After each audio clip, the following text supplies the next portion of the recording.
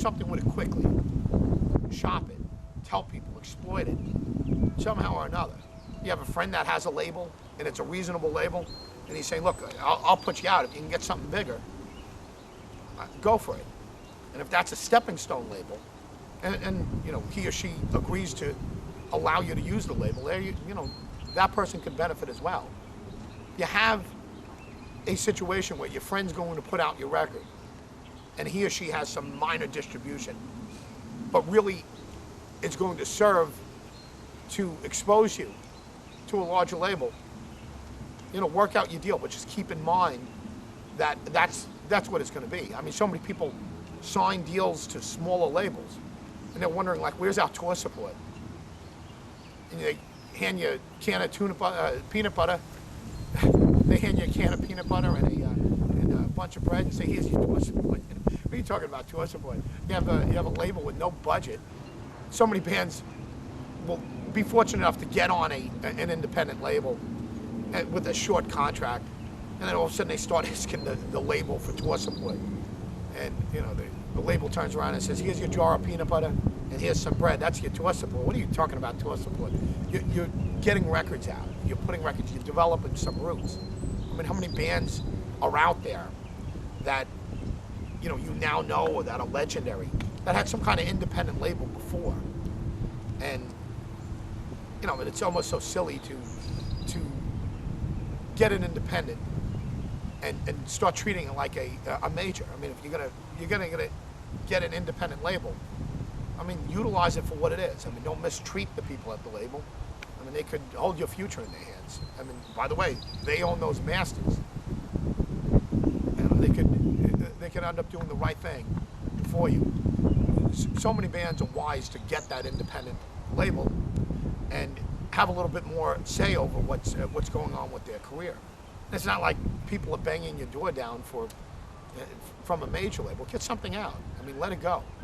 I remember when it was a prominent act, we shopped his solo act. He was in a formidable band, a big band, and we shopped his band to a side project to a bunch of majors, and everybody turned it down.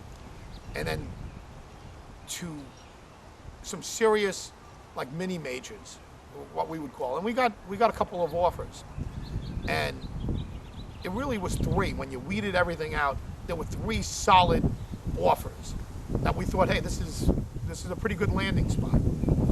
And we explained the three deals, the three contracts to the band, especially to the leader of the band, and he started delaying and saying, well, maybe we should shop it to some of the other labels. And we said, listen, this has been going on.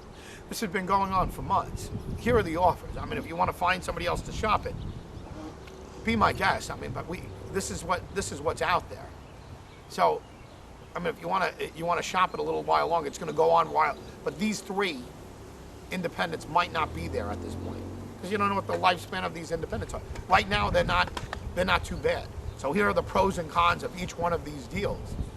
And, you know, of course, the first thing we did is took the three smaller offers and went back to the majors and said, yeah, you sure you don't want this guy? Look, there's some independents. And the majors, of course, knew that they could always go back to the independent and pick them up. It's probably easier to deal with the independent label, pick up the whole roster for what they'd be paying for us. But also it shows that the artist was willing to take less, because if you're going to go on an independent, obviously it's less, and I guess it undermines what you would do negotiation-wise. But at that point, we said, look, here are your offers. Take one of them. Here's the best one, second best one, third best.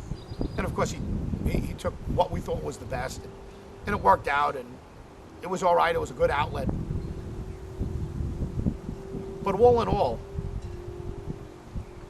shopping the deal is probably better left to some other individual other than yourself. I mean, so many offensive things are said about an artist, or that an artist could take offense to. And if you have a friend or some kind of buffer between the target for the shopping and the band themselves, it's probably an easier pill to swallow. So many people go in and they start shopping. I mean, bands will come to me still and say, look, would you work with our band, or can you get this band, get our band a deal? And when you say, well, it's a little difficult to shop, and then they start asking you for input or criticism, and as soon as you give like what you think is constructive criticism, forget it. I mean, they take it very, very personally, and they start defending every ounce of their being. And that's probably why someone else should be dealing for you. So even if it's a brother or a sister, I mean, if you can agree on a girlfriend or boyfriend or something that could handle it for you. But I think that it's much better not to have a manager inside the band doing the shopping, because they'll take things very personally when they get it. And really you should, again, back to the taste, back to what you think is good and what other people think is good. And so many people turn down, all the famous bands that you've heard, they all have turn downs. They've all got tremendous slams throughout their careers, and whether it was, intentional or that just by accident, these different acts got shot down, and then, they showed them, right? They went off to do great things. To me, rather than worrying about making it big, and I keep coming back to this because I want to underline this, is make a commitment to be a 10-album band. It's a commitment to longevity. It's a commitment to being prolific rather than being a quick flash in the pan. Anyway, I'll stop there, but yeah, thank you. I appreciate your time.